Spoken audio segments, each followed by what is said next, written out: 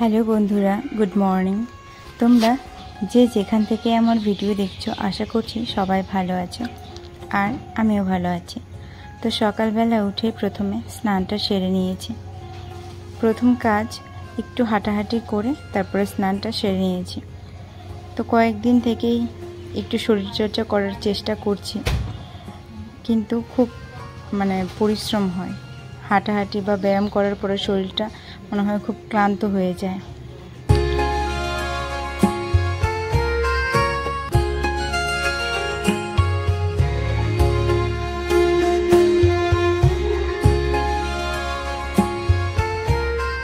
তো আমি তো বিছানার উপরে মোবাইল স্ট্যান্ডটা বসিয়ে এখানে ভিডিও শ্যুট করছি, আর দেখো ঘুমের তালে স্ট্যান্ডটা ফেলে দিতে নিচ্ছিল ওর হাতে লেগে, তাই আমি চমকে উঠেছিলাম।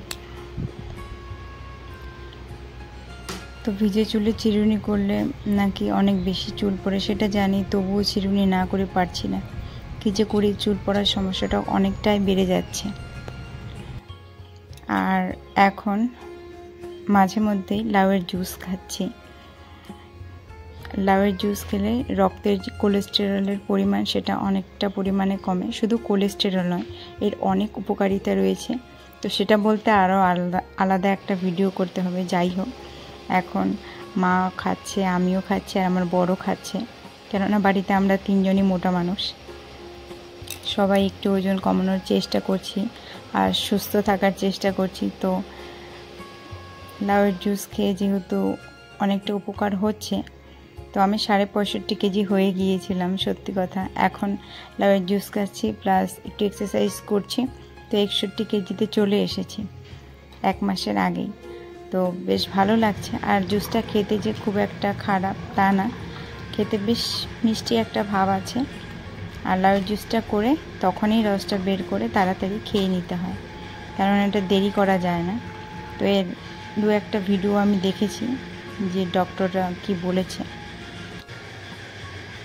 তো চলো ফটাফট জুসটা ফিনিশ করে নিই। চাইলে তোমরাও খেতে পারো, খুব একটা খারাপ না। আর দেখো মুখের মধ্যে লাউয়ের জুসের ফেনাগুলো লেগে আছে। তারপরে আজকে পুজোর প্রসাদে মা শসা আর কলা দিয়েছে। প্রসাদ খেয়ে চলে এসেছি রান্নাঘরে। এখন রান্নাটা সেরে নেব।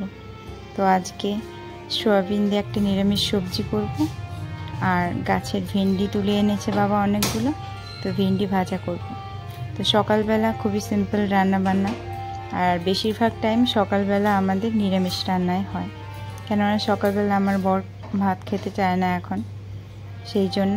আর বাবা নিরামিষ খাচ্ছে।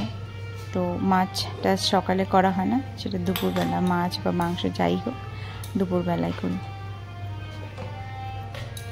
এখন ব্যাকগ্রাউন্ডে একটা হারমোনিয়ামের খুব সুন্দর আওয়াজ পাচ্ছে, তোমরা হয়তো ভালো করে শুনলে বুঝতে পারবে। তো বাড়িতে হারমোনিয়াম আনা হয়েছে, মা শিখছে হারমোনিয়াম, গান শিখছে। তো টিচারও আসছে কয়েকদিন ধরে, তো সেটা তোমাদের সাথে শেয়ার করা হয়নি। তো একদিন তোমাদের সাথে হারমোনিয়ামটা শেয়ার করবো, আর মা যখন গান শিখে তখন মার গানও শেয়ার করবো ভিডিওর মাধ্যমে। দেখো তোমাদের সাথে গল্প করতে করতে আমার তরকারিটা অর্ধেকটা হয়েই গেছে। দেখো ফাইনালি ভাত আর তরকারি হয়ে গেছে। এখন শুধু ভাজাটা নামিয়ে নিলেই হয়ে গেল। আর ভেন্ডি যেহেতু একটা নরম সবজি, তো খুব তাড়াতাড়ি ভাজা হয়ে যায়।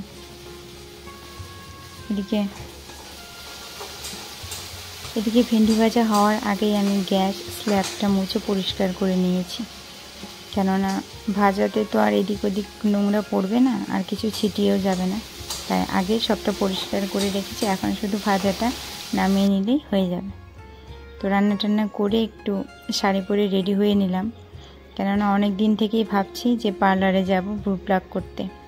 প্রায় 1 মাস হয়ে গেল আমি ভ্রু প্লাক করছি না, মাও যায় না পার্লারে। তো আমাদের বাড়ির পাশেই একটা কাকি আছে, তো এই কাকির কাছে আমি ভ্রু প্লাক করি।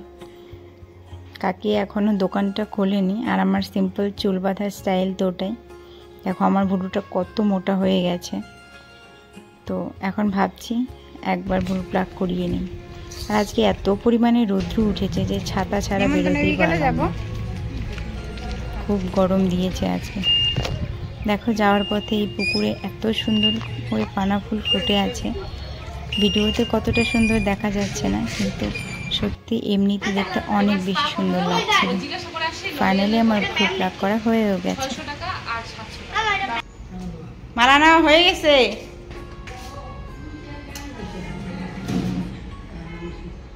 হয়ে গেল, রেখে দেবো যাও।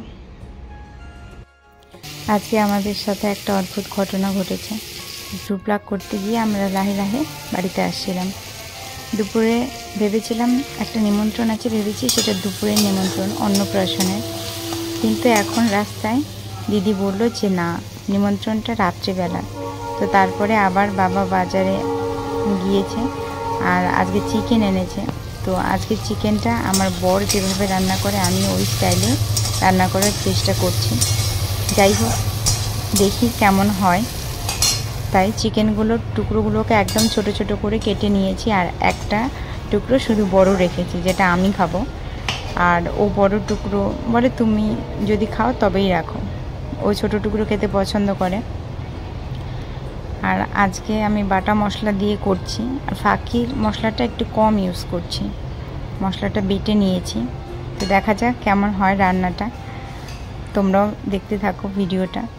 আর কে কে চিকেন খেতে বেশি পছন্দ করো আর কে কে মাটন খেতে, তোমরা অবশ্যই আমাকে কমেন্ট করে জানাবে। আমার তো চিকেনটাই বেশি ভালো লাগে, আর আমার বরের মাটন। তো একদিন চিকেন আসে আর একদিন মাটন, অল্টারনেট করে খাওয়া হয়। এখন তো মাও মাংস খাওয়া ছেড়ে দিয়েছে, তো দুজনেই খাই। তো আজকে গানের মাস্টার আসার কথা ছিল দুপুর 2টার দিকে, কিন্তু স্যারের অন্য স্টুডেন্টরা বাড়িতে নেই, তাই 12টার মধ্যে চলে এসেছে। আর আগে ফোন করে জানাইনি। তো এখন মা গান শিখছে আর আমি এদিকে রান্নাটা করে নিচ্ছি। আর নিমন্ত্রণটা আমাদের রাত্রিবেলা, তো রাত্রে সবাই মিলে নিমন্ত্রণে যাবে। মাংসটাকে ভালোভাবে মশলা দিয়ে কষানোর পরে দেখো ঝোল দিয়ে দিয়েছি। কালারটা বেশ সুন্দরই হয়েছে, খেতে কেমন হবে জানি না। তো রান্না কমপ্লিট হয়ে গেছে।